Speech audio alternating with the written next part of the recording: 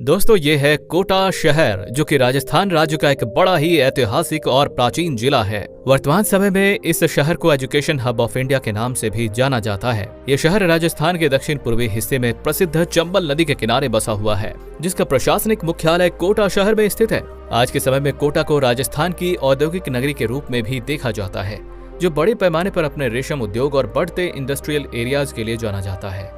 सन 2017 की एक रिपोर्ट के अनुसार कोटा दुनिया का 7वां और भारत का दूसरा सबसे घनी आबादी वाला शहर है। यदि राजस्थान की सड़कों पर चलते हुए ज्यादातर RJ20 नंबर प्लेट वाली गाड़ियां दिख जाएं, तो समझ जाइए कि आप राजस्थान के शानदार शहर कोटा में प्रवेश कर चुके हैं। ये हमारे देश का एकमात्र ऐसा शहर है जो अपने शिक्षण संस्थानों के लिए पूरे भारत में प्रसिद्ध है, जिससे यहाँ प्रतिवर्ष देश के दूर दराज हिस्सों से 2 लाख से भी अधिक विद्यार्थी मेडिकल और इंजीनियरिंग की तैयारी करने के लिए आते हैं। यहाँ के प्रमुख शैक्षणिक संस्थानों में Gurukul institute of engineering, career point university और एलन करियर इंस्टीट्यूट जैसे कई बड़े शैक्षणिक संस्थान मौजूद हैं। तकरीबन 5217 किलोमीटर के विशाल क्षेत्रफल पर फैले कोटा जिला की वर्तमान जनसंख्या लगभग 22,62,000 लोगों की है, जिसमें यदि हम रिलीजियस परस्यू को देखें तो यहाँ की कुल आबादी में 85% हिंदू, 12% मुस्लिम्स और तकरीबन 3% अन्य धर्मों को मानने वाले लोग निवास करते हैं। वहीं दोस्तों, यदि हम कोटा शहर के खान पान पर नजर डालें तो कोटा अपने कुछ लाजवाब व्यंजनों के लिए जाना जाता है, जिसमें यहाँ का मूंग दाल का हलवा और रस में डूबी छेना मालपुआ प्रसिद्ध है। वहीं यहाँ की सड़कों पर आप मावा कचौरी, जलजीरा ड्रिंक और वड़ा पाव का भी चटकारा ले सकते हैं।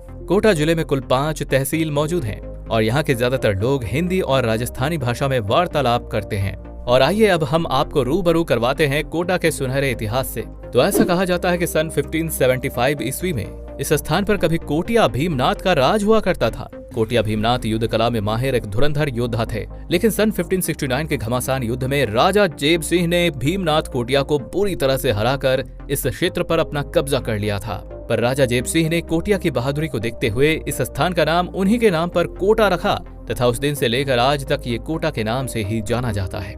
आज के समय में कोटा शहर बहुत ही तेज गति से आगे बढ़ रहा है। यहाँ की कई हाईटेक फ्लाईओवर और बेहतरीन सड़कों का विस्तार हो रहा है। अथवा आवागमन के दृष्टिकोण से कोटा शहर हवाई मार्ग, सड़क मार्ग और रेल मार्ग यानी कि तीनों ही मार्गों से वेल कनेक्टेड है।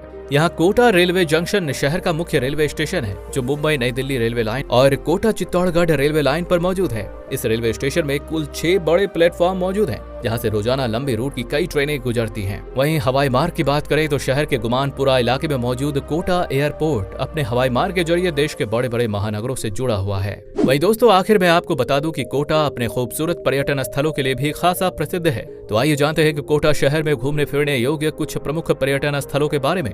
तो नंबर 1 पर है हैंगिंग ब्रिज।